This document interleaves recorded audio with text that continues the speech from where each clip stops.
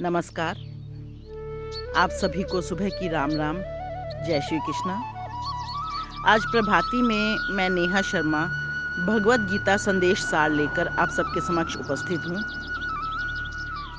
गीता का उपदेश अत्यंत पुरातन योग है। श्री भगवान कहते हैं, इसे मैंने सबसे पहले सूर्य से कहा था। सूर्य ज्ञान का प्रतीक है। अतः श्री भगवान के वचनों का तात्पर्य है कि पृथ्वी उत्पत्ति से पहले भी अनेक स्वरूप अनुसंधान करने वाले भक्तों को ये ज्ञान दे चुका हूँ।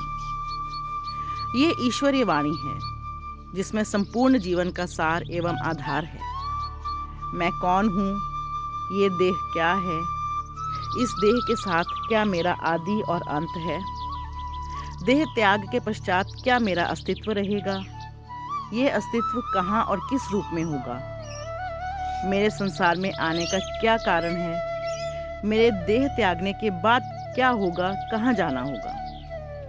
किसी भी जिज्ञासु के हृदय में ये बातें निरंतर घूमती रहती हैं। हम सदा इन बातों के बारे में सोचते हैं और अपने को, अपने स्वरूप को नहीं जान पाते। गीता शास्त्र में इन सभी के प्रश्नों के उत्तर सहज ढंग से श्री भगवान ने धर्म संवाद के माध्यम से दिए हैं। इस देह को, जिसमें 36 तत्व जीवात्मा की उपस्थिति के कारण जुड़कर कार्य करते हैं, क्षेत्र कहा है और जीवात्मा इस क्षेत्र में निवास करता है, वही इस देह का स्वामी है। परंतु एक तीसरा पुरुष भी है।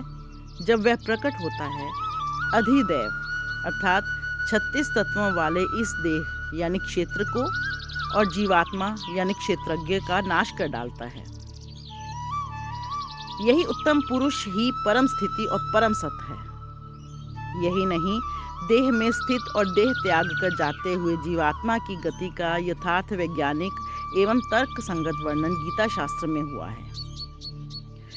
जीवात्मा नित्य है और आत्मा अर्थात उत्तम पुरुष को जीव भाव की प्राप्ति हुई है।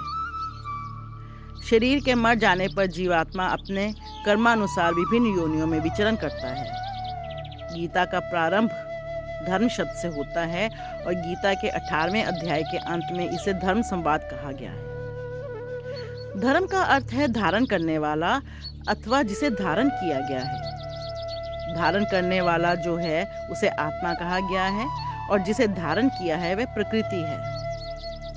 आत्मा इस संसार का बीज अर्थात पिता है और प्रकृति गर्भ धारण करने वाली योनि अर्थात माता है। धर्म शब्द का प्रयोग गीता में आत्म स्वभाव एवं जीव स्वभाव के लिए जगह जगह प्रयुक्त हुआ है। इसी परिप्रेक्ष्य में धर्म एवं अधर्म को समझना आवश्यक है। आत्मा का स्वभाव धर्म है अथवा कहा जाए धर्म ही आत्मा है। आत्मा का स्वभाव है पूर्ण शुद्ध ज्ञान। ज्ञान ही आनंद और शांति का अक्षय धाम है। इसके विपरीत अज्ञान, अशांति, क्लेश और अधर्म का द्योतक है। आत्मा अक्षय ज्ञान का स्रोत है। ज्ञान शक्ति की विभिन्न मात्रा से क्रिया शक्ति का उदय होता है। प्रकृति का जन्म होता है। प्रकृति के गुण सत्व रज तम का जन्म होता है। सत्व रज की अधिकता धर्म को जन्म देती है। तम रज की अधिकता होने पर आसुरी वृत्तियां प्रबल होती हैं और धर्म की स्थापना अर्थात गुणों के स्वभाव को स्थापित करने के लिए, सतोगुण की वृद्धि के लिए अविनाशी ब्राह्मी स्थिति को प्राप्त आत्मा अपने संकल्प से देह धारण कर अवतार ग्रहण करती है। संपूर्ण गीता शास्त्र का निचोड़ है, बुद्धि को हमेशा सूक्ष्म करते हुए महाबुद्धि आत्मा में लगाए रखो और संसार के कर्म अपने स्वभाव के अनुसार सरल रूप से करते रहो। स्वभावगत कर्म करना सरल है और दूसरे के स्वभावगत कर्म को अपनाकर चलना कठिन है, क्योंकि प्रत्येक जीव भिन्न भिन्न प्रकृति को लेकर जन्मा है। जीव जिस प्रकृति को लेकर संसार में आया है उसमें सरलता से उसका निर्वाह हो जाता है। श्री भगवान ने संपूर्ण गीता शास्त्र में बार बार आत्मरत, आत्मस्थित होने के लिए कहा है।